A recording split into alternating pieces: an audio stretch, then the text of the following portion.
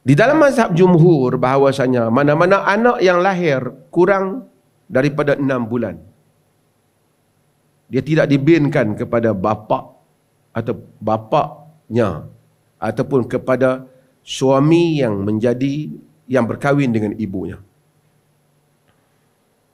Dia anggap anak tidak sah taraf. Kita tahu ini pandangan jumhur. Daripada pandangan ini menyebabkan ramai apabila pandangan itu dilaksanakan dalam konteks moden. Contoh kena faham, konteks moden dan konteks lama berbeza. Pada zaman dulu, anak tu kata kita apply dalam mazhab Syafi'i. Mazhab Syafi'i begitu straight. Jika dia tak berkahwin, dia memang tidak boleh dibinkan pada bapanya. Jika berkahwin atas pada 6 bulan, sekalipun anak tu telah hasil daripada perzinaan, tapi jika atas pada 6 bulan, dibinkan. Sebab itu dalam fatwa wilayah, sekalipun anak zina, tapi kalau atas pada 6 bulan, dibinkan. Dia soal 6 bulan bagi mereka. Dalam mazhab Syafi'i dia straight. Sebab itu bapa biologi boleh berkahwin dengan anak zina. Dalam mazhab Syafi'i. Kerana dia menganggap tidak ada apa-apa hubungan antara bapa dengan anak zinanya. Which is pandangan itu dengan tidak didiskusikan panas oleh mazhab-mazhab yang lain. Antaranya mereka menolak pandangan itu kerana bagaimana anak susuan saja tak boleh kahwin, bagaimana anak biologi nak dikahwin hanya kerana soal dia anak zina. Tak apa, itu siapa yang mempelajari boleh melihat, sehingga Al-Imam Omar Jarullah Zamakhsyari membuat syair dia yang mengkritik pandangan itu. Tapi hasil dapatnya apa? Hasil lebih daripada 1,5 juta rakyat Malaysia bin Abdullah. Bila bin Abdullah, apa berlaku? Berlakunya bila dia pergi sekolah, orang tahu ni anak tak elok, kata orang. Mak dia akan malu. Bapa dia yang pergi kahwin kerana nak ambil tanggungjawab tu pun akan malu. Adik-adik dia semua akan tanya, pasal apa abang bin lain? Kalau mereka ada rumah tangga 50 tahun bapa tu walaupun soleh, berubah, bertaubat, akan dianggap sebagai bapa kotor. Itu kesan dia. Sehingga saya tahu ada ibu bapa ratus cerita tukar sekolah demi sekolah kerana malu. Cikgu kata, pasal apa hang bin lain? Adik hang bin lain?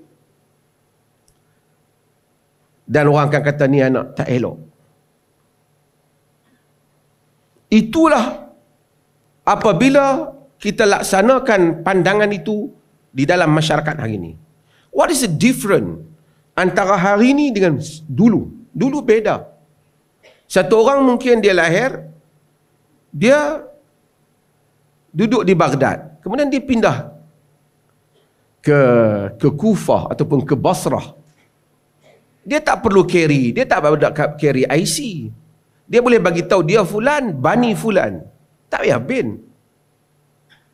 Dia fulan ataupun dia boleh intimak kepada kabilah lain yang disebut maula ataupun disebut sebagai kabilah yang bukan kabilah dia tetapi dia mungkin bekas hamba daripada kabilah itu. Boleh banyak cara. Dan orang tak bangkit. Zaid bin Abihi, Zaid bin bapaknya, anak Abu Sufyan, tidak timbul isu. Tapi dalam konteks moden, nama tu dibinkan, bukan moden dalam konteks negara kita. Nama dia dibinkan, diletakkan. Ni yang sulung bin Abdullah, yang kedua bin Ridwan bin dia. Biar dia pergi sekolah, dia tanya, pasal apa abang bin lain ayah? Dia kata, sebab ayah dulu dengan mak buat kerja tak elok. Nampak macam tu? Sepanjang anak dia itu membesar, mengingati bapaknya seorang yang tak elok. Kemudian kalau bapak dia nasihat dia kata, bapak pun dulu tak elok. Adik-adik dia akan tahu. Sepanjang keluarga, lelaki yang cuba bertanggungjawab, berkahwin dengan perempuan berkenaan, menanggung risiko.